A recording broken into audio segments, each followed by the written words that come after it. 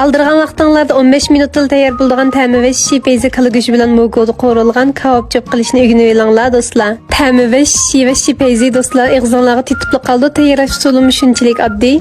Aldı bilan mogoni parchalab pakiz yuvib suyini siqib etamiz.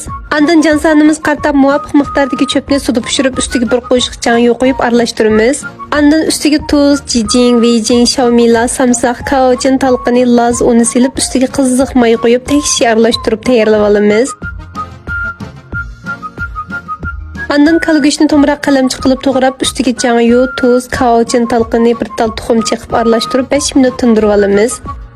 Qozonga may qo'yib, may qizig'ani go'shtni silib qo'raymiz. Do'stlar, ko'ribmi shekapsizlar, qo'shmag'inlar qo'shinglar. Har kuni sizlar uchun yangilik mazmunlarni tayyorlashga tirishyapmiz. Bizni qo'llash yuzasidan yurak belgisini ko'plab besib qo'ygan bo'lsanglar, qo'llig'ingizga rahmat. Kabob chop bo'lganlik uchun go'shtni bekroq pishirib olsak, ta'mi texim peyzi bo'ladi. Andan ustiga piyoz silib, 1-2 qo'riqli mogoni silib, mogoni 3 minutdan 5 minutgacha atrofda qo'raymiz.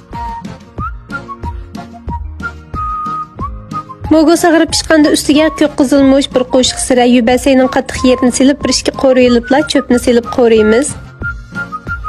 Taxminan 1-2 minut qo'rib olgandan keyin kabob cho'pni tayyor bo'ladi do'stlar. Bugungi mazmunni yoqtirgan bo'lsanglar, inkas rayoniga jiq gullarni avatib qo'ygan bo'lsanglar,